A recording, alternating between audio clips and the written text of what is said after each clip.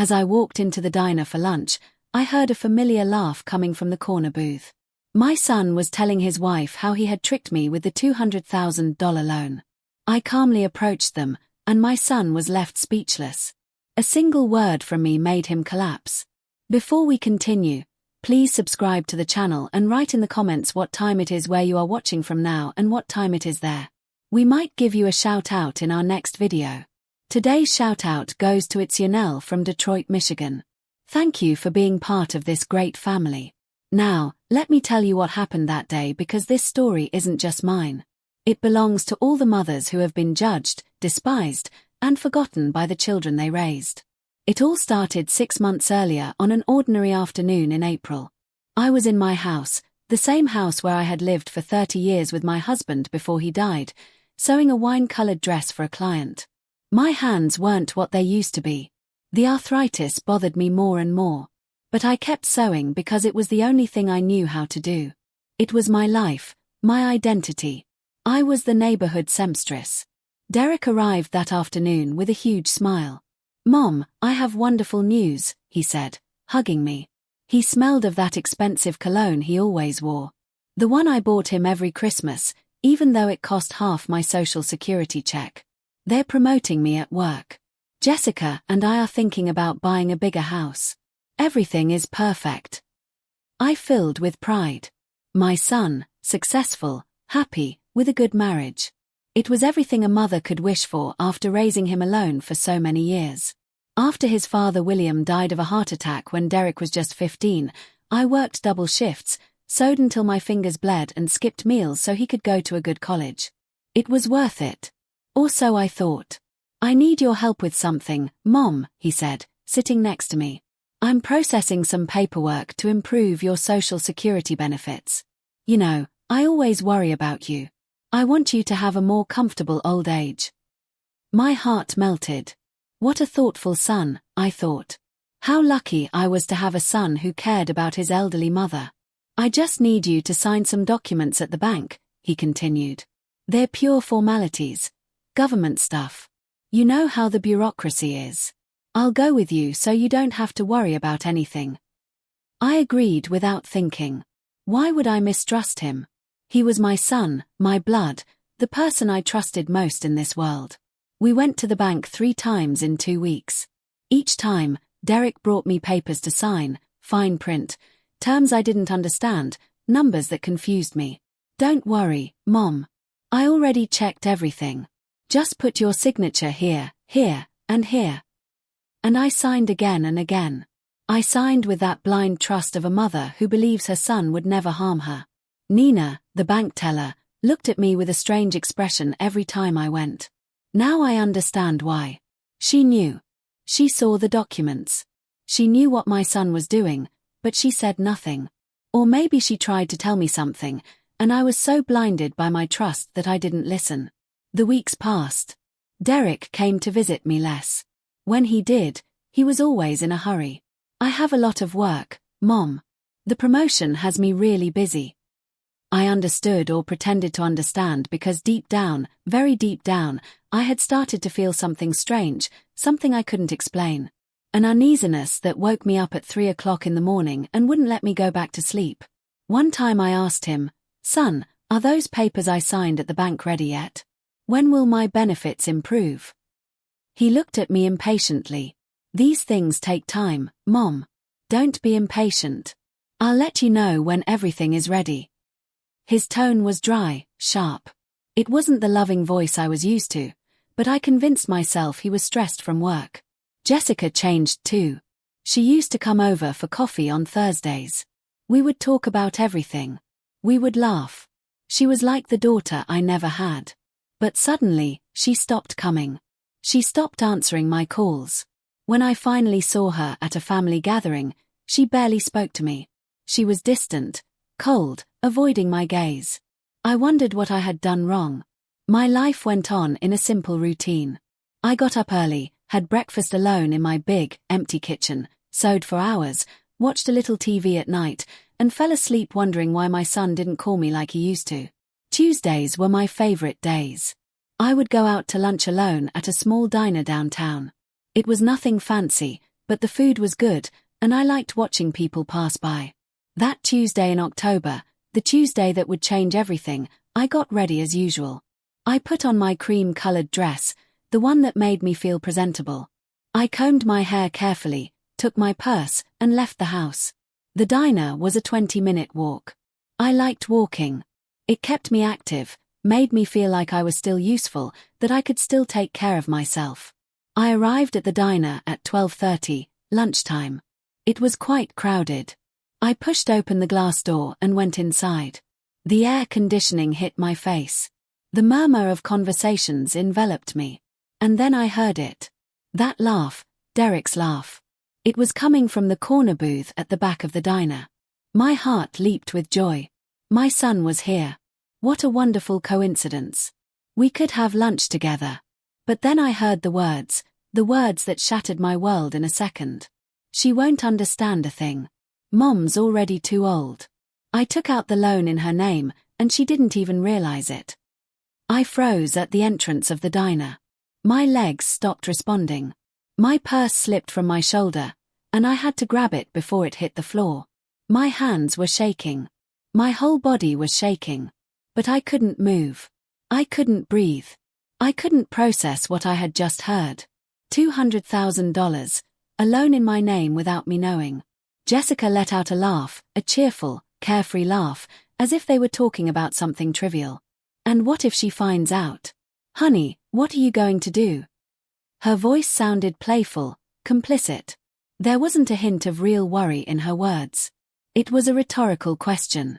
She already knew the answer. Derek responded with a confidence that cut through me like a rusty knife.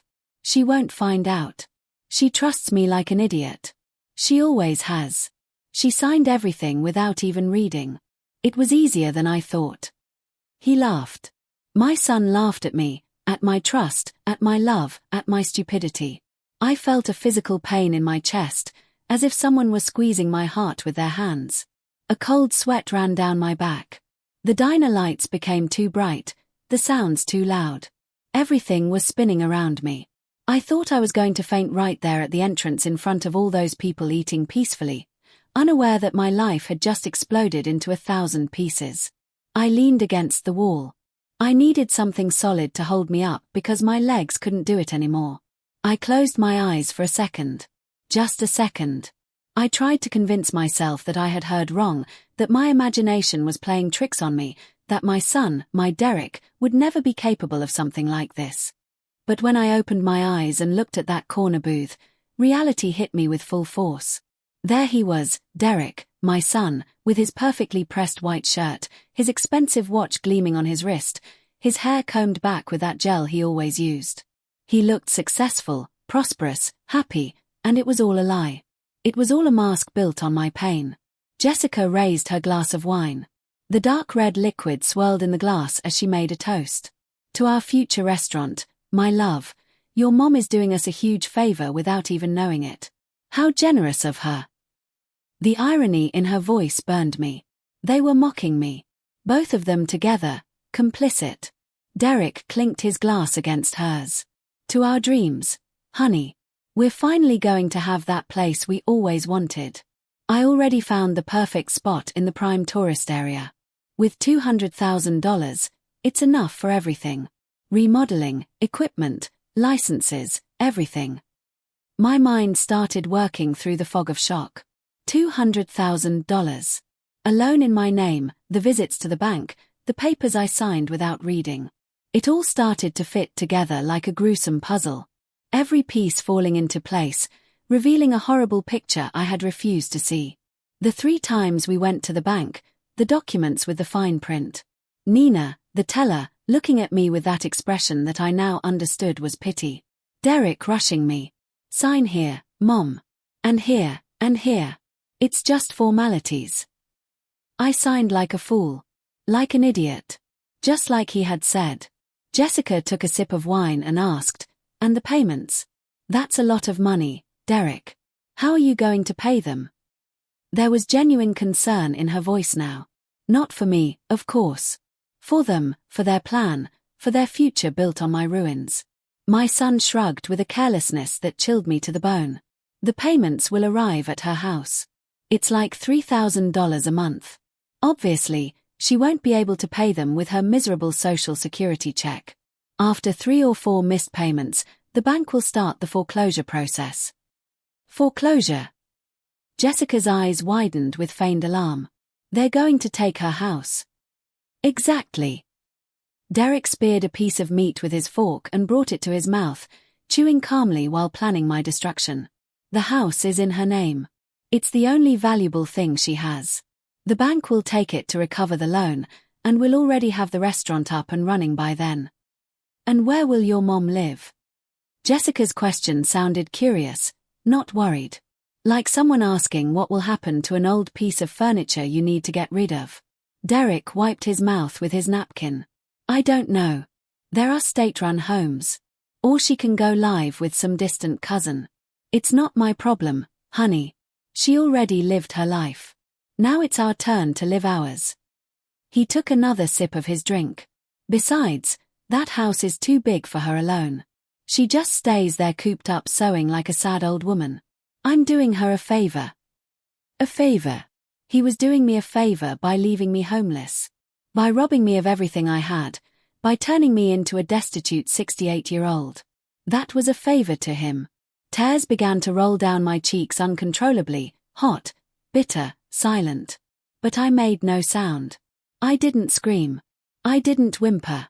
I just let them fall as my heart broke into smaller and smaller pieces. Jessica laughed again. You're terrible, Derek. But you're right. We can't stay stuck because of old people. My mom is the same way. Always complaining, always needing attention. Sometimes you just have to be practical. Practical. That was the word they used to justify cruelty. Exactly, my son replied. And the best part is she'll never suspect it was me. She'll think it was a bank error or an internet scam or something. She'll never imagine her precious little boy tricked her.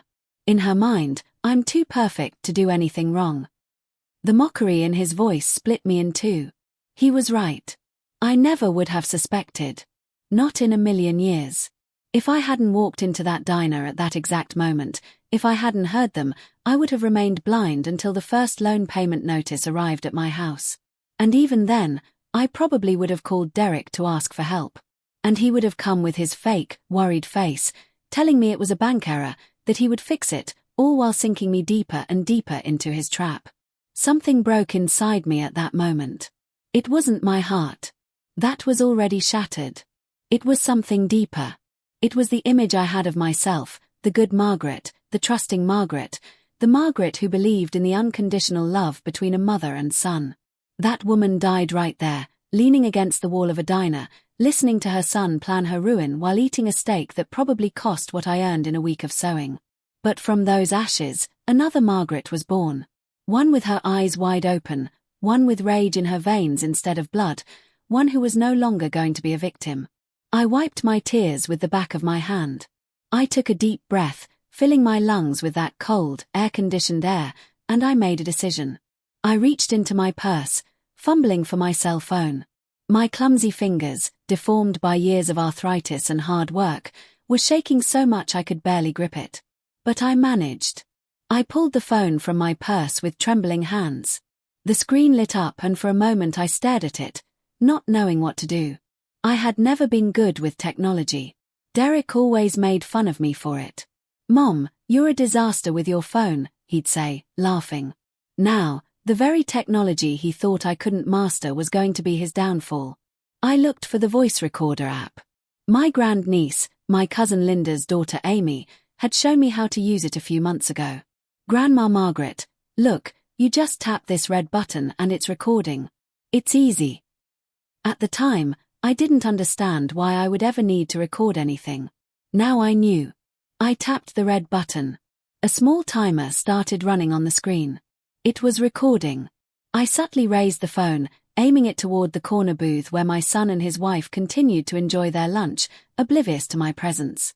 They were close enough, about 30 feet away.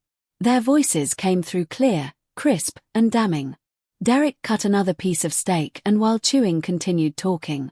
"The bank deposited the money into an account I opened 2 months ago. An account in my name. Obviously, Mom has no access to it. I already transferred $50,000 for the deposit on the new space. The owner is waiting for me to sign the contract tomorrow. My breathing became erratic. $50,000.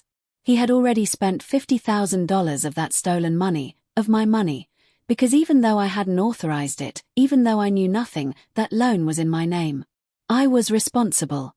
I was the one who would have to pay it. I was the one who would lose everything. Jessica clapped softly, her hands making a dry sound that grated on my nerves. I'm so proud of you, honey. I always knew you were smart, but this is beyond my expectations. And the restaurant permits, they're already in process, Derek replied with that proud voice I knew so well. The same voice he used to tell me about his achievements as a child, when he won an award at school, when he got his first job, when he got married. I had always been so proud of him, and now that pride had turned to ash in my mouth. I calculated everything perfectly, my son continued. In 6 months, the restaurant will be up and running. In a year, we'll be making enough to live well, and Mom will be in some cheap nursing home trying to figure out what happened to her house. He laughed. That laugh drilled into my ears. The best part is that legally I didn't do anything wrong.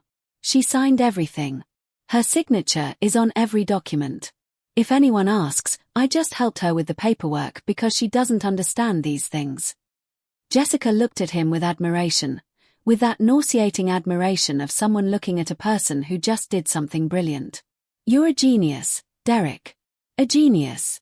Your mom should be proud to have raised you to be so smart. The two of them laughed again.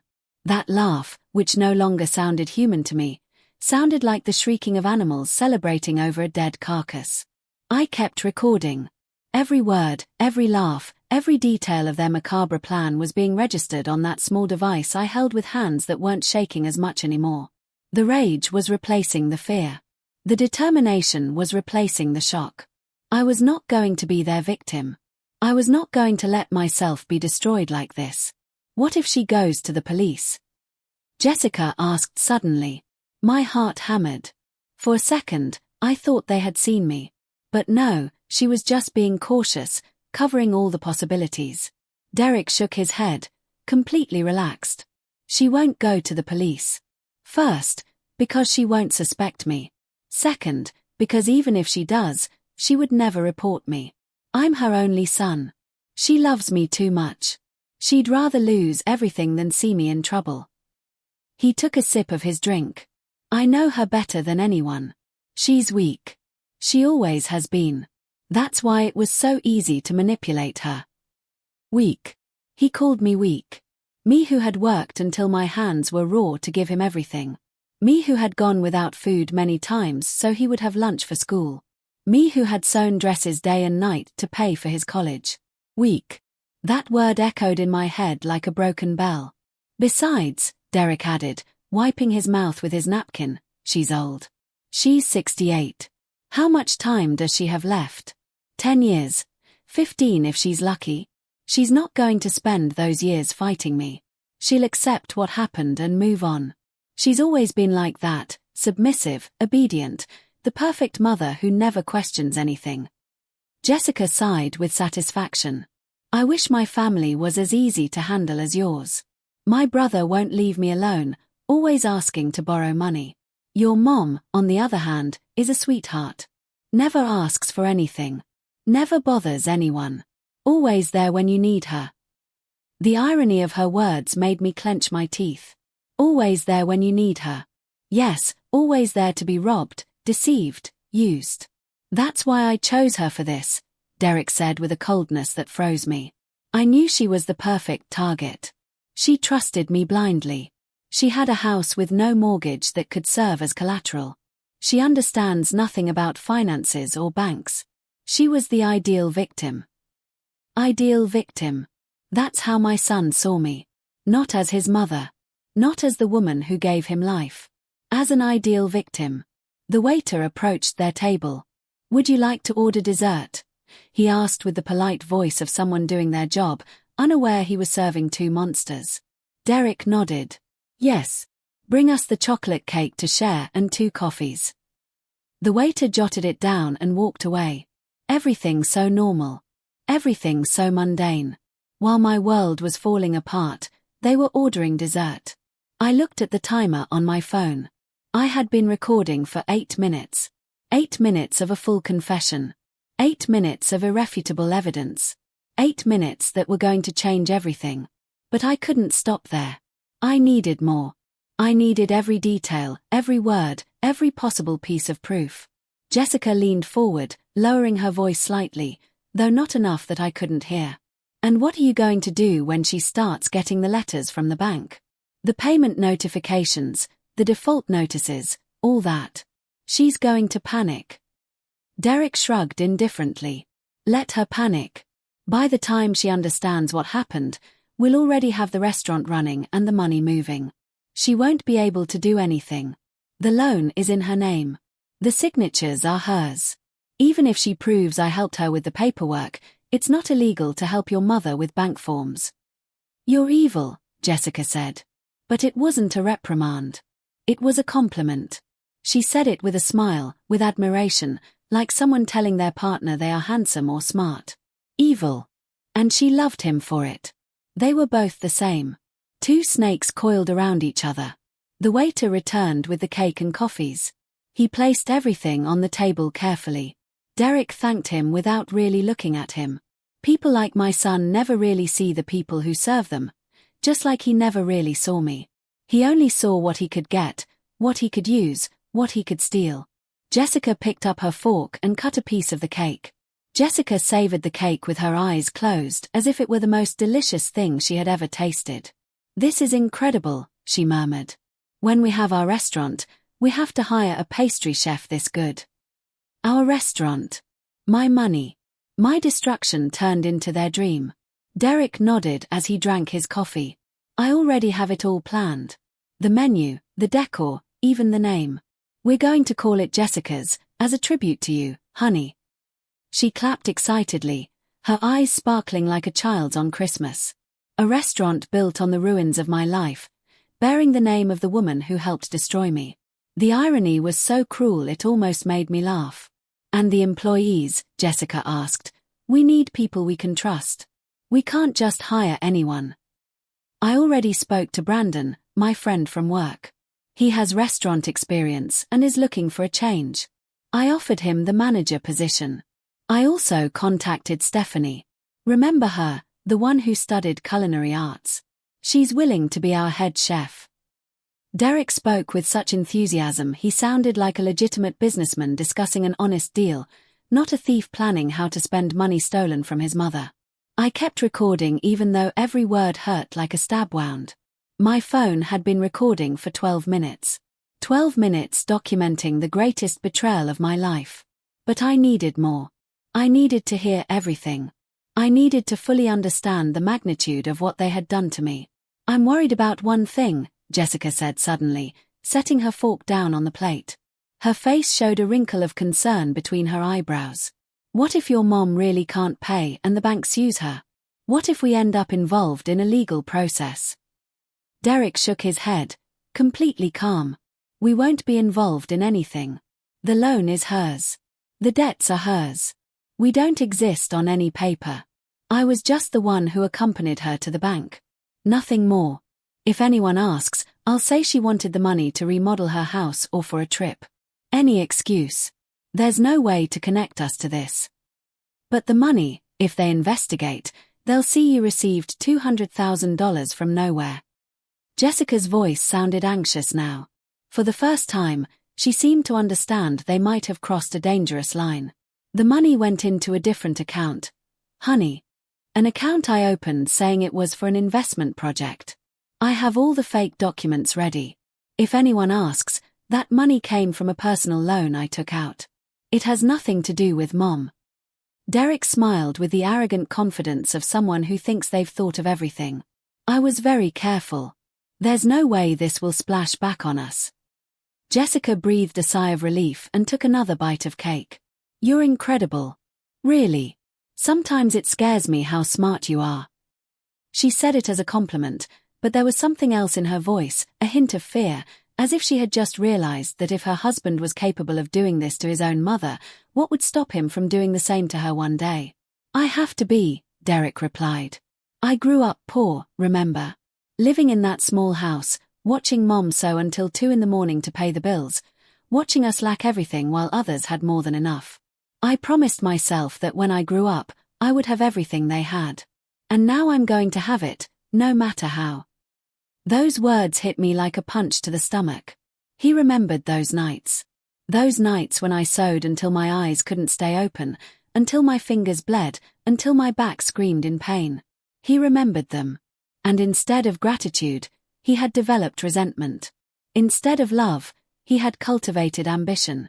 I had worked myself to the bone to give him a better life, and he hated me for having been poor.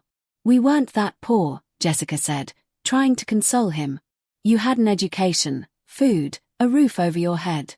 Some people have less. But it wasn't enough, Derek growled bitterly. It was never enough. While my classmates had brand-name clothes, I wore clothes Mom sewed. While they went on vacation to the beach, I stayed home helping her with her sewing. While they had the latest technology, I had to wait years for a used cell phone. His voice was full of contained rage. I was ashamed of my life. I was ashamed of her. The tears rolled down my cheeks again, but this time they were different. They weren't tears of shock or pain. They were tears of understanding. I finally understood. My son hadn't betrayed me out of need. He had betrayed me out of resentment, out of shame, out of that silent hatred that had been growing in him for years, while I thought we were fine, while I thought he loved me. But now everything is going to change, Derek continued, his voice regaining that enthusiastic tone. We're going to have the most successful restaurant in the city. We're going to have money to spare. We're going to live in a big house. We're going to travel. We're going to have everything we always should have had, and no one, especially not my mother, is going to take it from me. Jessica raised her coffee cup. To us, to our future, to doing whatever it takes to get what we deserve. Derek clinked his cup against hers. The sound of the ceramic rang like a funeral bell in my ears. They were toasting my ruin as if it were something to celebrate. When do you think the first loan payment notice will arrive at her house? Jessica asked. In about 2 weeks, Derek replied, checking his watch, that expensive watch I had given him for his last birthday. The bank sends the first notice 30 days after the loan is approved. It's been 2 weeks since we took the money out, so in 2 more weeks, she'll get the first notice. And what if she calls you scared? Obviously, she'll call me and I'll act surprised. How strange, Mom, let me investigate what happened. I'll tell her it was probably a bank error, not to worry, that I'll fix it. I'll calm her down like always. Derek smiled maliciously. By the time she realizes it wasn't an error, it will be too late. You're so bad, Jessica laughed. But I love it. Always so calculating, so cold. That's why I married you. The waiter returned with the check. Derek pulled out his wallet, that genuine leather wallet I had also given him, and placed a card on the table. This pays for our future, honey, he told Jessica with a smile. When the waiter took the card, I recognized the design. It was my card. My credit card. The one I had lent him for an emergency a month ago, and he never returned. They weren't even paying for that lunch with their money. They were paying for it with mine. I stopped the recording. 16 minutes. 16 minutes of a full confession. 16 minutes of irrefutable evidence of fraud, theft, and conspiracy.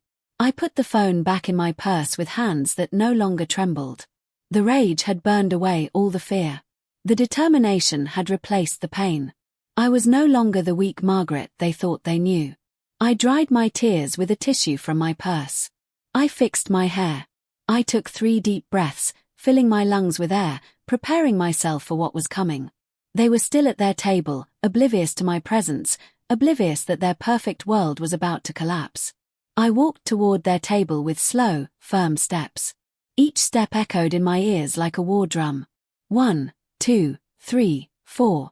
The distance between the entrance and that corner booth seemed infinite, as if I were walking through a thick, dark dream. But it wasn't a dream. It was the most brutal reality I had faced in my 68 years of life. The people at the nearby tables kept eating, talking, laughing. No one noticed the drama that was about to unfold. No one saw the old woman walking toward her son with a shattered heart and hands full of evidence. For them, it was just another Tuesday at any old diner. 5 steps, 6 steps, 7 steps. I was close enough to see the details. Derek's plate almost empty with just a few crumbs of cake left. Jessica's wine glass with a trace of red lipstick on the rim. The check on the table paid for with my stolen credit card. Everything so normal. Everything so obscene. Derek was saying something to Jessica in a low voice. She was laughing, covering her mouth with her hand like women do when they want to seem demure but aren't. Neither of them looked toward the entrance. Neither of them expected to see me. Why would they? I was predictable. I was controllable. I would never surprise him. 8 steps, 9 steps, 10 steps. I reached their table and stood right beside it in silence. For a moment, neither of them saw me. They were still in their bubble of complicity and evil plans. But then Jessica looked up, probably to call the waiter, and her eyes met mine. I saw her turn pale. Her mouth fell open slightly, forming an O of surprise. Her hand, holding her napkin, froze in midair. "Derek," she whispered, but no sound came from her throat. She just moved her lips. My son followed her gaze, and when he saw me, his face changed completely. The color drained from his cheeks as if someone had turned on a tap and let out all his blood. His eyes, which moments before had been shining with malice and satisfaction, were now wide as plates, filled with pure panic. The fork he was holding fell onto his plate with a metallic clatter that echoed in the sudden silence that enveloped us. "Mom." His voice came out strangled, barely a whisper. What are you doing here?" I didn't answer. Not yet. I let the silence stretch, heavy, suffocating. I let the fear grow in their eyes. I let him understand slowly that his world had just changed forever. The nearby tables started to notice the tension. Conversations died down. People turned to look at us with curiosity. I took my phone out of my purse with deliberately slow movements. Derek followed the movement with his eyes like an animal mesmerized by a snake. Jessica had stopped breathing. I could see her chest was still, frozen in that moment of terrible understanding. I held the phone up in front of my son's eyes. The screen showed the recorder app. The timer read 16 minutes and 42 seconds. Derek looked at the screen, then at me, then back at the screen. I saw the exact moment he understood. The moment reality hit him like a sledgehammer. I recorded everything. 3 words. Just 3 words. But they were enough to destroy his entire world, to wipe away that arrogant smile, to end his plans, to show him that his weak old mother was not as stupid as he thought. The silence that followed was absolute. The entire diner seemed to have ceased to exist. There was no sound of cutlery, no conversations, no background music. Only the 3 of us existed in that moment, frozen in time. Derek and I looked into each other's eyes, him with terror, me with a coldness I didn't even know I possessed. "Mom, I can explain." His voice was trembling now. His hands were trembling. His whole body was trembling. The confident man who was talking about leaving me homeless 5 minutes ago had disappeared. In his place was a scared child who had just been caught doing something terrible. "You don't need to explain anything," I said with a voice I didn't recognize as my own. It was too calm, too cold, too controlled. "I heard everything. Every word, every laugh, every detail of how you planned to destroy me." I placed the phone on the table between his empty plate and Jessica's wine glass. 16 minutes of confession. 16 minutes where you admit to fraud, falsifying documents, theft, where you describe exactly how you tricked me into signing for a $200,000 loan that you were going to use. Jessica made a choked sound. Her eyes filled with tears, but they weren't tears of remorse. They were tears of fear. Fear of the consequences. Fear of losing everything they had planned. There wasn't a hint of guilt on her face, just terror at being discovered. "Mom, please." Derek reached his hand out to me, but I pulled away before he could touch me. I didn't want his touch. I didn't want anything from him. Let me explain. It's not what it looks like. I was going to pay you back. I was going to let them foreclose on my house. My voice rose. The people at the nearby tables were watching us openly now. Send me to a state-run home. Laugh at me while I tried to figure out what happened. I heard you, Derek. I heard every word. Don't try to lie to me now. He closed his mouth. He had no answer. What could he say? I had trapped him completely. There was no possible excuse. There was no way to deny what he had done when it was all recorded on my phone. You said I was weak, I continued, and my voice broke slightly on that word. That I was easy to manipulate. That I trusted you like an idiot. You were right. I was an idiot. An idiot for raising you alone after your father died. An idiot for working until my hands were raw so you could have an education. An idiot for giving you everything I had and more. An idiot for loving you unconditionally. The tears started to fall from my eyes again, but I didn't wipe them away. I let him see them. I let him see the pain he had caused me. You said you were ashamed of me. That you were ashamed I sewed your clothes, that you were ashamed of our poverty. My voice was shaking now. Do you know what I'm ashamed of, Derek? Of having raised you. Of having created a monster so selfish, so cruel, so heartless that he's capable of stealing from his own mother and laughing while he plans to leave her on the street. I wasn't going to leave you on the street, he whispered. But even now, trapped, he was. Still lying. Shut up. My shout echoed through the diner. Several people jumped in their seats. The waiter who was walking toward us stopped dead. I don't want to hear any more lies. I've heard enough. I heard how you planned to use my house as collateral. How you were going to let the bank take it from me. How you didn't care where I ended up. It's all recorded, Derek. Every lie, every plan, everything. I took my phone from the table and put it back in my purse. I'm going to the police. I'm going to the bank. I'm taking this recording everywhere it needs to go. And I'm going to make sure you pay for what you did to me. My voice was firm now. No trembling, no doubt. You thought I was too old, too stupid, too weak to defend myself. You were wrong. Derek stood up so abruptly that his chair fell backward with a crash. You can't do that. I'm your son. His voice was desperate, high-pitched, almost hysterical. You can't report me. Think about what this will do to our family. Our family. I let out a bitter laugh that surprised even me. You destroyed our family the moment you decided to steal from me.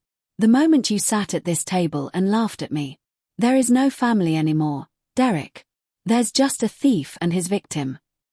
Jessica finally found her voice. Margaret, please. You have to understand. We needed that money. Derek has debts. The bank was going to foreclose on our apartment. We had no other choice. Her words came out in a rush, desperate, searching for any shred of compassion in me. Debts? I looked at her in disbelief. Are you telling me that besides robbing me to open your restaurant, you also have debts you didn't tell me about? And you think that makes what you did okay? We were going to pay you back. Derek shouted, drawing more stares. The diner manager was starting to walk toward us. As soon as the restaurant was running, we were going to pay off the loan. You wouldn't have lost anything. A lie. My voice cut through the air like a knife. I heard you say the exact opposite. You said you were going to let them foreclose on the house, that you'd send me to a nursing home, that I had already lived my life. Don't make up stories now, Derek. It's too late for that. The manager reached our table. Excuse me. Is there a problem? You're disturbing the other customers. There's no problem, I said, turning to him calmly. I'm leaving. But you might want to know that these two just confessed to $200,000 in fraud while eating in your establishment. I have it all recorded. I showed him my phone briefly. The police will probably want to talk to you later to verify they were here. The manager's eyes widened in surprise. He looked at Derek and Jessica, then at me. I'll call security if necessary. That won't be necessary, I replied. They're staying. I'm leaving. But we'll be seeing each other again very soon. In court. I looked at my son one last time. This man who was once my baby, my boy, my pride. Now I only saw a stranger, a criminal, someone who had killed my son with his own actions. Mom, please don't do this, Derek pleaded. Tears were streaming down his face now, but they didn't move me. They were tears of self-pity, not remorse. Think about everything we've been through together. About everything I mean to you. You can't destroy my life like this. You destroyed mine first, I said simply. Now you're going to face the consequences. I turned to leave. But before taking a step, I looked back over my shoulder. Oh, and that card you paid for lunch with? It's mine. I'll be reporting it stolen. So this will be your last expensive lunch for a long time. I walked toward the diner exit with my head held high. Every pair of eyes in the place was on me, but I didn't care. I had gone from being a victim to being the one in control. I pushed open the glass door and stepped out onto the street. The sun blinded me for a moment. The fresh air filled my lungs, and for the first time in months, since I signed those papers at the bank without knowing what I was doing, I felt alive. I took out my phone and looked in my contacts. Robert, my lifelong friend. He had been a lawyer before he retired. He would know what to do. I dialed his number with fingers that no longer trembled. Every movement was deliberate, calculated, strong. Margaret. Robert's voice sounded surprised. I didn't call him very often. What a surprise. How are you? Robert, I need your help. It's urgent. My voice broke slightly. Now that I was away from Derek, now that the adrenaline was starting to fade, the pain was beginning to seep back in. My son robbed me. He took out a loan in my name for $200,000 without me knowing, and I have a recording of him confessing everything. There was a silence on the other end. Then Robert spoke, his lawyer's voice taking over. Where are you now? Outside a diner downtown. I just confronted him. Margaret, listen to me carefully. Do not delete that recording. Do not show it to anyone else. Do not talk about this with anyone until we meet. Can you come to my house now? I live in the same place. Yes, I can take a cab. Perfect. Come immediately. We're going to sort this out. What your son did is fraud, forgery, theft. These are serious crimes, but we need to act fast and do it right. He paused. Margaret, are you sure you want to do this? Here's your son. Once we set this in motion, there's no turning back. I thought of Derek laughing, of Jessica toasting, of their plans to leave me homeless, of how they called me weak, old, and an idiot, of how they had destroyed any love I ever felt for them. I'm completely sure, I replied. There's no turning back. He made sure of that. Understood. I'll be waiting. And Margaret, I'm so sorry. I know how hard this must be. I hung up and raised my hand to hail a cab. One stopped almost immediately. I gave Robert's address and got into the back seat. The driver looked at me in the rearview mirror. He probably saw an old woman with red eyes, smeared makeup, but with an expression of iron determination on her face. The ride to Robert's house took 20 minutes. 20 minutes in which I relived every moment in that diner. Every word I had heard, every lie I had believed for months. Every signature I had put on those bank papers. It all made sense now. The questions from Nina, the bank teller. Her look of pity. She knew. She probably tried to warn me and I didn't listen. When we arrived at Robert's house, he was already waiting for me at the door. Robert was 72 with completely white hair, but his eyes were still sharp, penetrating lawyer's eyes. He hugged me as soon as he saw me. Come in, Margaret. We're going to fix this. His house smelled like coffee and old books. He led me to his study, a room filled with shelves of legal codes and documents. I sat on a worn leather sofa while he made coffee. When he returned with 2 cups, he sat across from me and took out a notepad. Tell me everything from the beginning, he said. Don't skip any details. And I told him everything.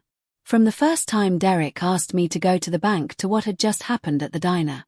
Robert took notes, asked questions. his face growing more serious with every detail I told him. When I finished, he took off his glasses and rubbed his eyes tiredly. Margaret, this is serious. Very serious. Your son committed multiple crimes: fraud, document forgery, embezzlement, possibly even identity theft. But do I have a case? I asked, clinging to my coffee cup with both hands. I signed the papers. He's right about that. My signature is on all the documents. You signed under false pretenses, Robert replied firmly. He told you they were papers to improve your Social Security benefits, not to take out a $200,000 loan. That's called fraud in the inducement. Besides, we have something much better, his recorded confession. He leaned forward. That recording is pure gold, Margaret. In it, he admits everything. The deceit, the plan, the intentions.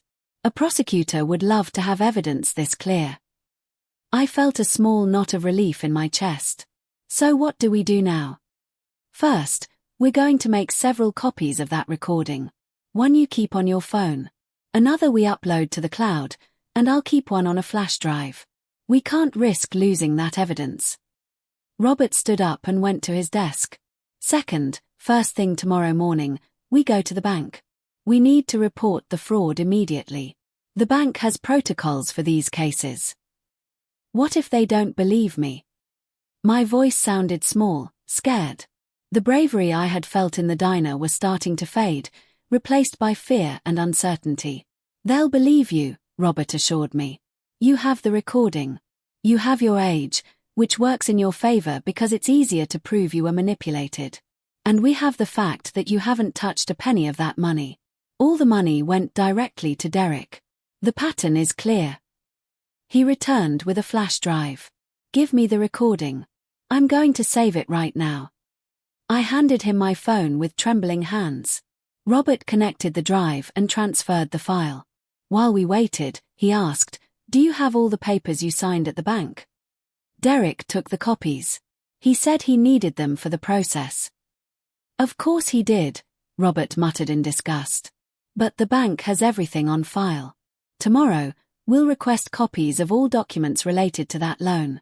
We'll also ask for the bank's security camera footage if possible. We need to prove Derek was present on all occasions, that he directed the whole process.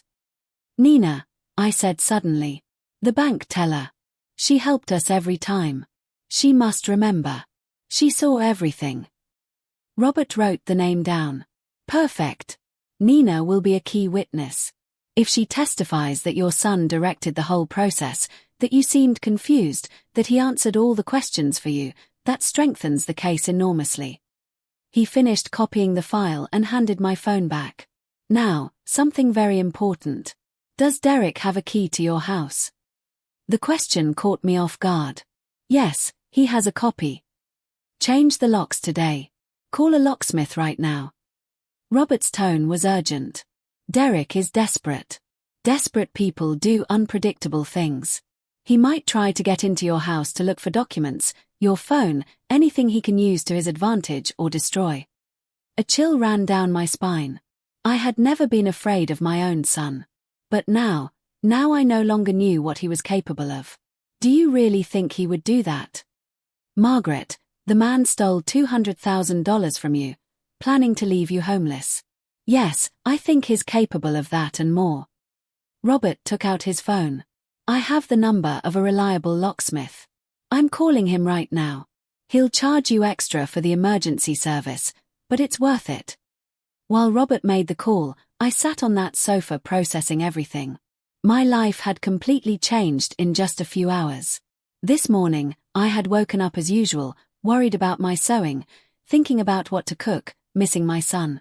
Now I was in a lawyer's house, planning how to put that same son in jail. Robert finished the call. The locksmith can be at your house in 2 hours. I'm going with you. I don't want you to be alone while they change the locks in case Derek shows up. He sat down across from me again. Now, I need to ask you something difficult. Are you prepared for the consequences of this? If we move forward, Derek will be arrested. He will face criminal charges. He could go to prison for several years. His reputation will be destroyed. He'll probably lose his job. His marriage to Jessica might not survive. Are you ready for that? I closed my eyes. I saw Derek's face as a baby, as a child, when he graduated from college. But then I saw his face in that diner, laughing as he planned my destruction. I heard his voice calling me weak, old, and an idiot. I remembered how he said he was ashamed of me. And the answer was clear. I'm ready, I said, opening my eyes. He made his decision when he decided to rob me. I'm making mine now. I'm not going to protect him from the consequences of his actions just because he's my son. That's exactly what he expects. That my mother's love will make me weak. But I'm not weak. Not anymore. Robert nodded in approval. Good. Then we start tomorrow. We go to the bank at 9 in the morning. After that, we go to the district attorney's office to file a formal complaint. With the evidence we have, the DA will act quickly. They'll likely issue an arrest warrant in a matter of days. And the money, I asked, is there any way to recover the $200,000? Partially, Robert replied. Your son already spent $50,000 on the deposit for the restaurant space. That money is probably lost, although we could try to recover it from the property owner if it's proven he knew about the fraud, but it's complicated. The other $150,000, if it's still in his account, can be frozen by court order. We can also petition to have the loan cancelled since it was obtained fraudulently. The bank will fight it at first, but with the evidence we have, they'll eventually have to give in. How long will all this take? Months. Maybe a year or more. Legal processes are slow. Robert put a hand on my shoulder. But we are going to win, Margaret. Of that I have no doubt. The evidence is too clear. Your son condemned himself with his own words. We spent the next hour going over every detail, every document I might have at home, every interaction with Derek in recent months that could be relevant. Robert took meticulous notes, building the case piece by piece. By the time we finished, he had 4 pages full of information. One more thing, Robert said as he put away his notebook. Derek is going to try to contact you. He'll call. He'll text. He'll probably come to your house. He'll try to convince you not to go through with this. He'll cry. He'll beg. He'll promise to pay you back. He'll say it was a mistake, that he's sorry. Don't believe a word of it. I won't, I promised, although a part of me, that motherly part that never fully dies, ached at the thought of rejecting my son if he came asking for forgiveness. And don't talk to him without me present, Robert continued. Nothing he says can help you, but he might try to get you to say something that helps him. If he contacts you, don't answer. If he shows up at your house, don't let him in. Call me immediately. Understood. Robert looked at his watch. The locksmith should be getting to your house soon. Let's go. After they change the locks, you'll stay in your house tonight. Lock all the doors and windows and keep your phone nearby in case you need to call the police. The drive back to my house was silent. Robert drove while I stared out the window, watching the familiar streets of my neighborhood pass by. Everything looked the same as always, but I had changed completely. I was no longer the same Margaret who had left this morning. When we got to my house, the locksmith was already waiting. He was a young man named Tyler with a toolbox and a professional attitude. Are you the lady who needs the locks changed? He asked. Yes, Robert answered for me. We need all the locks in the house changed. Front door, back door, any other entrance. Tyler inspected the doors. I have to go get the materials. I'll be back in 30 minutes. He left in his truck, leaving us waiting at the entrance to my house. Robert and I went inside. The house felt different now. Cold, empty, as if the air itself had changed. I looked at the photographs on the hallway wall. Derek at his graduation, smiling broadly in his cap and gown. Derek at his wedding, elegant in his suit, with Jessica by his side. Derek as a child, hugging me with those small arms. All those images now seemed like lies, memories contaminated by what I had discovered today. Do you want me to take them down? Robert asked gently. No, I said after a moment. Not yet. I need to process all this. Then I'll decide what to do with them. I sat on the living room sofa, the same sofa where Derek had sat 6 months ago when he convinced me to go to the bank. Robert, do you think he was always like this, or did something change him? Robert sat next to me, thoughtful. I don't know, Margaret. Sometimes people only show their true colors when they have the chance. Maybe he always had this capacity for cruelty and just never had a reason to show it.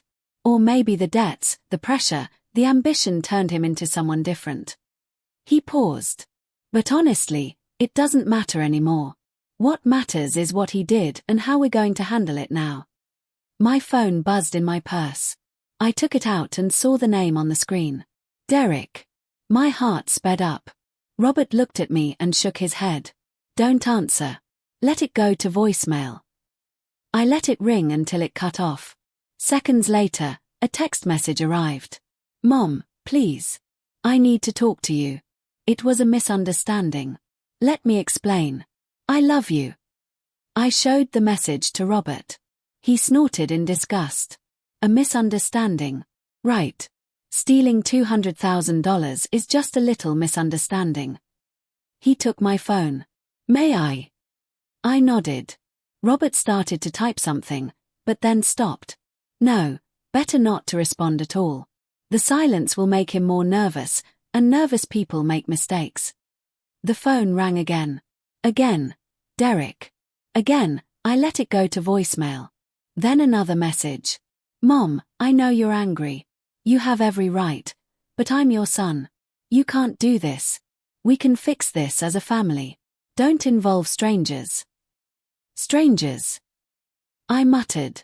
He calls it involving strangers if I go to the authorities. But he had no problem treating me like a stranger when he was planning to rob me.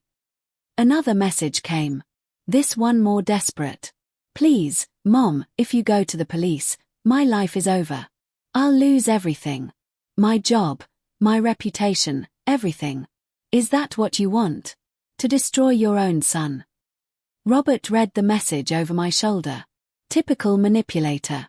He's trying to make you feel guilty for his actions. He's reversing the roles, making you seem like the bad guy if you report him, when he's the one who committed the crime.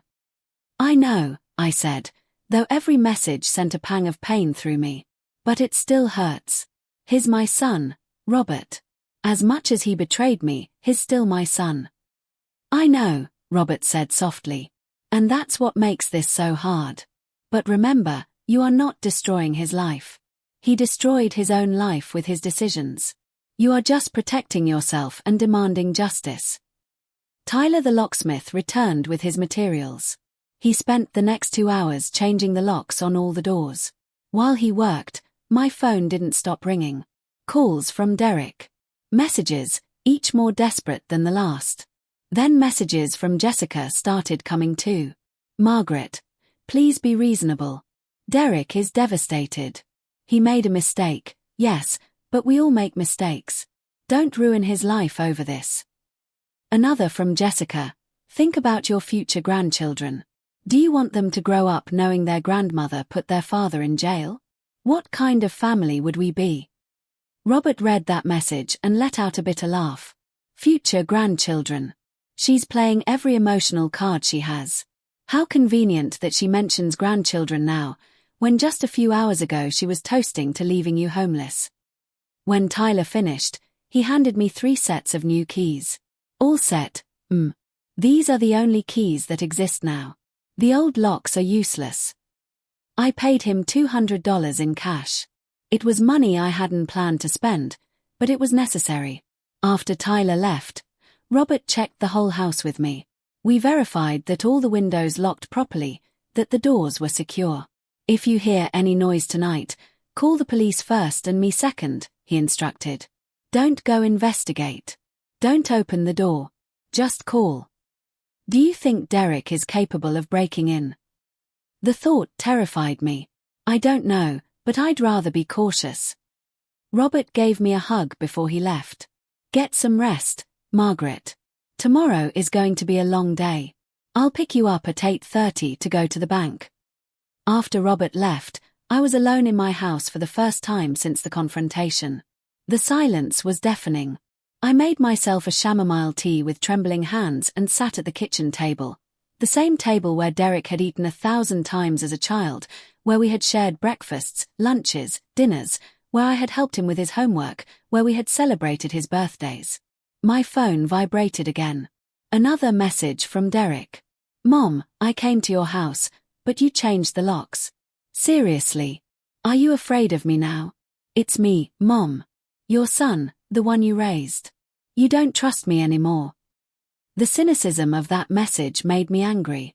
Did I trust him? He had destroyed all my trust.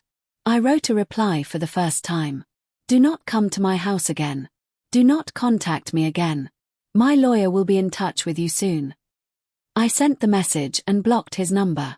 Then I blocked Jessica's too. I didn't want to hear any more pleas, more manipulations, more attempts to make me feel guilty. The night was long and difficult. Every noise made me jump. The wind against the windows sounded like someone trying to get in. The tree branches scraping the roof sounded like footsteps. I couldn't sleep. I lay awake in my bed, staring at the ceiling, replaying everything that had happened over and over. I thought about all the moments I had misinterpreted. The time Derek insisted on helping me organize my financial documents, he was probably looking for information he could use. The time he asked me how much my house was worth, I thought it was innocent curiosity. He was calculating how much he could use as collateral. All those signs I had ignored because I never imagined my own son could betray me like this. At 3 o'clock in the morning, I heard the sound of a car parking in front of my house. I got up with a racing heart and looked out my bedroom window. It was Derek's car. I saw him get out, walk to my door, and ring the doorbell. 1, 2, 3 times. Then he pounded on the door with his fist, each blow echoing in the silent night. Mom, open the door. I need to talk to you. His voice sounded desperate, almost hysterical. Please, just let me explain. It wasn't like it sounded in the diner. My hand was shaking on my phone, ready to call the police if needed. But Derek didn't try to force his way in. After 5 minutes of knocking and yelling, he finally gave up. I watched him go back to his car, sit inside for several minutes with his head resting on the steering wheel, and then start the engine and drive away. I couldn't go back to bed after that. I made another tea and sat in the living room waiting for dawn. I thought about my husband, William, dead for 5 years now. I wondered what he would have done in this situation. Would he have forgiven Derek? Or would he have done exactly what I was doing? I remembered something William had told me once when Derek was a teenager and had been caught lying about his grades. Margaret, he had said, if we don't teach him that actions have consequences now, he's going to grow up thinking he can get away with anything. I had wanted to forgive Derek that time, to let the lie slide, but William insisted we punish him. Now I understood he had been right. At 6 o'clock in the morning, I finally saw light through the curtains. The sun was rising. I had survived the night. I took a shower, dressed carefully, choosing a grey dress that made me look serious and respectable. I put on a little makeup, covering the dark circles from my sleepless night. When I looked in the mirror, I saw a different woman. Older, yes, but also stronger, wiser, more determined. At 8:20, Robert knocked on my door. I opened it to find him standing there with 2 coffees in his hands and a look of determination on his face. Good morning, Margaret. Ready for this? He handed me one of the coffees. I took it gratefully, though my hands were shaking slightly. Ready as I'll ever be, I replied, though I wasn't sure it was true. But it had to be. There was no turning back now. The bank opened at 9. Robert and I arrived 10 minutes early and waited in the parking lot. I drank my coffee in silence, looking at the building where my life had been destroyed without my knowledge. At 9 o'clock sharp, we walked into the bank. Nina was at her desk helping a customer. When she saw me, her face showed surprise and guilt. Robert approached the bank manager, a man named Vincent, who was in his glass office. Good morning. We need to speak with you about a case of fraud. It's urgent. Vincent had us come into his office. He was a man in his 50s with an impeccable suit and a serious expression. Fraud. Please sit down. What is this about? Robert took the lead. I'm Robert Chen, an attorney. I represent Mrs. Margaret Sullivan. About 6 months ago, her son deceived her into signing documents for a $200,000 loan. She believed she was signing papers to improve her Social Security benefits. She never consciously authorized the loan. She never received the money.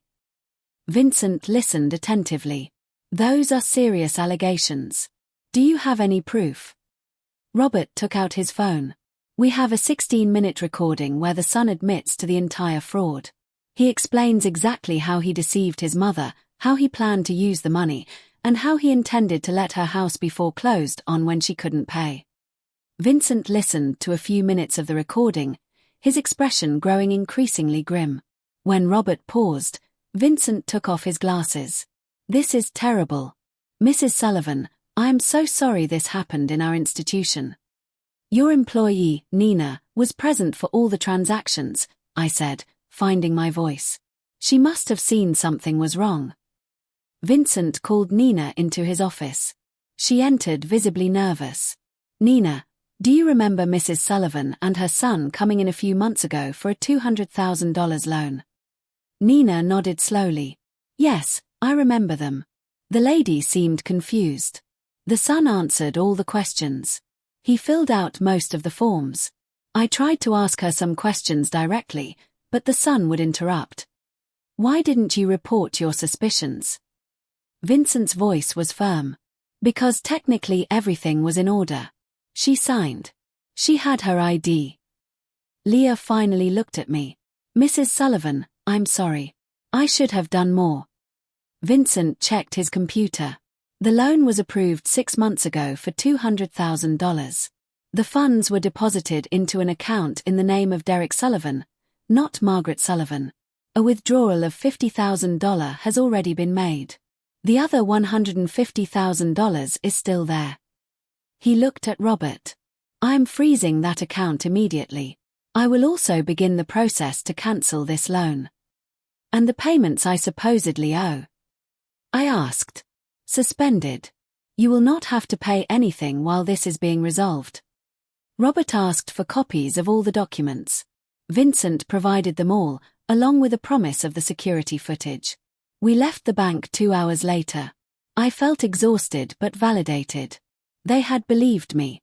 The $150,000 was frozen.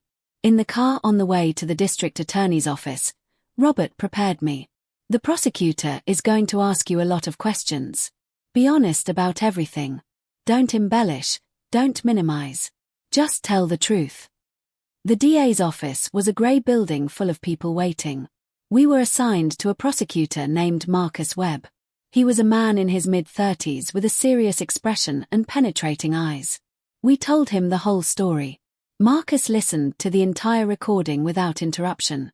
When it finished, his expression was one of disgust. This is one of the clearest cases of familial fraud I've ever seen. The son literally confesses to everything. He shook his head. Mrs. Sullivan, I'm sorry you had to go through this. What's the next step? Robert asked. I'm issuing an arrest warrant today, Marcus replied. Derek Sullivan will be arrested, probably tomorrow or the day after. He will face charges of fraud, forgery, and embezzlement. We're talking about several years in prison if convicted. The impact of those words hit me. My son was going to be arrested. Robert took my hand. Do you have any regrets, Mrs. Sullivan? Marcus asked gently. Because if you do, now is the time to say so. Once we execute this warrant, there's no stopping it. I thought of Derek laughing in that diner, of how he planned to leave me homeless, of how he called me weak and an idiot. I have no regrets, I said in a firm voice. Do what you have to do. Marcus nodded. We'll be in touch. Try to stay away from your son and his wife. If they contact you, don't engage. Let your attorney handle all communication. That night, I slept for the first time in days. Not deeply, but I slept. 2 days later, Robert called me early. They arrested him. Derek is in custody. My son was in jail. The pain was real and deep, but so was the relief and the certainty that I had done the right thing. The weeks that followed were a blur. There were more meetings with Marcus, more paperwork, more evidence gathering. Derek's lawyer tried to contact me multiple times. I refused every call. Jessica called from a different number. "You're destroying him, Margaret. He's your son. How can you do this?" "Ask him how he could do what he did to me," I replied calmly, and hung up. The preliminary hearing came. I had to face Derek in court. He looked terrible, thinner, pale, with dark circles under his eyes. When our eyes met, he mouthed, "I'm sorry, Mom." But it was too late for sorry. Sorry doesn't sign fraudulent documents. Sorry doesn't give back stolen money. Sorry doesn't erase betrayal. Marcus presented the recording. The judge listened, his face growing sterner with each passing minute. Derek's lawyer tried to argue that it was a family misunderstanding, that Derek had always intended to pay back the loan. "Then why," the judge interrupted, "did he tell his wife he was going to let the bank foreclose on his mother's house? That he was going to send her to a nursing home? Those don't sound like the words of someone who intended to make things right." Derek had no answer. The judge set bail at $100,000. Derek couldn't make it. He stayed in jail. Jessica filed for divorce 3 weeks later. I wasn't surprised. She had never loved Derek, she had loved what she thought he could give her. Now that he was facing prison and public disgrace, she wanted nothing to do with him. Months passed. The trial date was set, then postponed, then set again. Derek's lawyer approached Robert with a plea deal. Derek would plead guilty to fraud and embezzlement. He would serve 5 years in prison and make restitution of the $150,000 that was recovered. "It's a good deal," Robert told me. "It guarantees he serves time and you get most of your money back. If we go to trial, there's always a small chance something could go wrong, though with that recording, I doubt it." "Take the deal," I said. I didn't want to go through a trial. I didn't want to sit in a courtroom for days or weeks, reliving the betrayal over and over. Derek accepted the plea deal. At the sentencing hearing, he was given a chance to speak. "Mom," he said, his voice breaking. "I'm sorry. I was stupid and greedy and I hurt the person who loved me most. I don't expect you to forgive me. I don't deserve it. But I am sorry." I sat there in silence. I didn't acknowledge him. I didn't nod. I didn't cry. I just sat there, a stone woman, watching the son I raised being led away in handcuffs. The judge ordered restitution of $150,000 to be paid when Derek was released. The $50,000 he'd already spent was gone. The property owner had acted in good faith and couldn't be forced to return it. The loan was officially cancelled. The bank admitted fault for not catching the fraud and agreed to clear my name from all records. They also gave me $25,000 as a settlement to avoid a lawsuit. It wasn't much compared to what I'd been through, but it was something. I sold my big house. Too many memories. Too much pain in every corner. I bought a small, bright apartment downtown overlooking a park. It was modern, manageable, mine alone. I started sewing again, but this time for pleasure, not out of necessity. I made quilts and donated them to a women's shelter. I made baby blankets for the hospital. I sewed because I loved it, not because I needed the money. I made new friends in my building. Diane, a 70-year-old widow who had also been betrayed by family.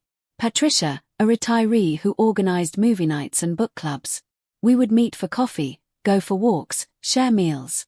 My cousin Linda came to visit often, bringing her daughter Amy. "Grandma Margaret, you're so brave," Amy said to me once. "I hope I'm as strong as you when I'm older." I learned to truly live alone. Not lonely, alone. There's a difference. I enjoyed my own company. I discovered I actually liked myself, something I hadn't felt in years. I took painting classes at the community center. I wasn't very good, but it didn't matter. It was fun. I started to travel, small trips to nearby cities, weekend getaways to the coast. I discovered a world I had ignored for years while I was busy being a mother, being a seamstress, being useful to everyone but myself. Derek wrote to me from prison. Letters asking for forgiveness, telling me how sorry he was, how much he'd changed. I didn't answer the first 10 letters. I put them in a drawer, unopened after the first few. But eventually, after 2 years, I wrote him a short letter. Derek, I hope you use this time to become a better person. The mother you knew died that day in the diner. If you get out one day and want to meet the woman I've become, maybe we can talk. But it will never be like it was before. That relationship is dead, and you killed it. Margaret. He never replied to that letter. And that was okay, because I had moved on. I had learned the most important lesson of my life. That self-love is more important than any other love. That trusting doesn't mean being blind. That kindness doesn't have to mean weakness. That being a good person doesn't mean letting others destroy you. 3 years into Derek's sentence, I received a letter from the prison chaplain. Derek wanted to see me. He was up for early parole and wanted my support. I thought about it for a long time. Robert advised against it. You don't owe him anything, Margaret. You've moved on. Don't let him pull you back. But something in me, maybe curiosity, maybe the last dying ember of maternal love, made me agree to one visit. The prison was grey and cold. I was searched, processed, led through multiple locked doors. Finally, I sat in a visiting room at a table bolted to the floor. Derek walked in. He looked older, much older than his years. His hair was thinning. He'd gained weight. But his eyes looked different. Clearer, maybe. Or maybe just defeated. Mom, he said, sitting down. Thank you for coming. I didn't think you would. I almost didn't, I replied honestly. We sat in silence for a moment. I've had a lot of time to think, Derek finally said. About what I did. About why I did it. I've been in therapy here. I've been reading. Trying to understand myself. And? I asked, my voice neutral. I was ashamed, he said quietly.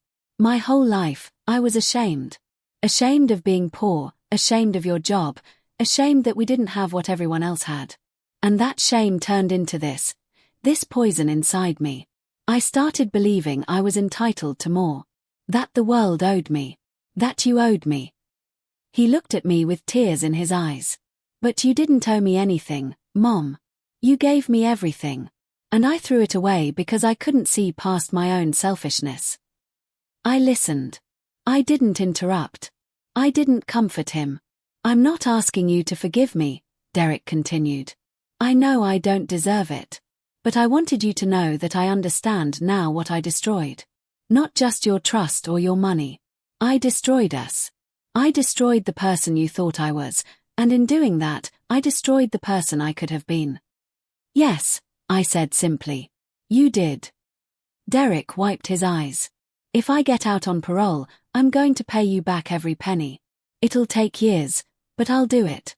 And I'm going to try to become someone who might, someday, deserve a second chance. Good, I said. You should do that. Not for me. For yourself. We talked for another 30 minutes. Not about the past, but about his life in prison. The classes he was taking. The work he was doing. He seemed sincere, but I had been fooled by his sincerity before. As I left, Derek called out, Mom. I turned. Are you happy? He asked. In your new life. I thought about my apartment, my friends, my painting classes, my freedom. Yes, I said honestly. I am. And I saw something in his face then, relief, maybe. Or envy. Or both. Derek didn't get parole that time. The board felt he needed more time to prove his rehabilitation. He would try again in 2 years. I didn't visit again. I had said what needed to be said. The rest was up to him. Now, 5 years after that day in the diner, I sit on my balcony watching the sunset over the park, drinking my chamomile tea. The sky is painted in shades of orange and pink. Children play below, their laughter floating up. I think about the woman I was, terrified, broken, betrayed. And I think about the woman I am now, independent, strong, content. Derek will be released next year. He's completed his sentence, taken his classes, apparently become a model prisoner. Whether he's truly changed, I don't know. Time will tell. He'll have to find his own way in the world. I won't be there to catch him if he falls. That's not cruelty, it's survival. Mine. Jessica remarried, I heard. Some businessman. I hope she's happy. I hope she learned something too, though I doubt it. I've learned that forgiveness isn't always necessary for healing. That you can move forward without forgiving. That some betrayals are simply too deep, and that's okay. I've learned that being alone isn't the same as being lonely. That at 73, I can still discover new things about myself. That life doesn't end when your children disappoint you, it just becomes different. I've learned that the strongest love is self-love. That protecting yourself isn't selfish, it's necessary. That you can be kind without being a victim. My hands still ache from arthritis. I still sew, though not as much. But when I look at these hands, these old, scarred, work-worn hands, I don't see weakness anymore. I see strength. I see survival. I see a woman who fought back. The sun dips below the horizon. The park grows quiet. I finish my tea and stand, ready to go inside to my small, safe, peaceful home. Behind me is the past, the betrayal, the pain, the loss. Ahead of me is tomorrow, unknown, but mine. And I can honestly say, sitting here in the twilight of my life, that I am happy. Not in the way I imagined I would be when I was young, raising a son I thought would care for me in my old age. But happy in a deeper, more authentic way. Happy with myself. Living for myself. Belonging to myself. And that, finally, is enough.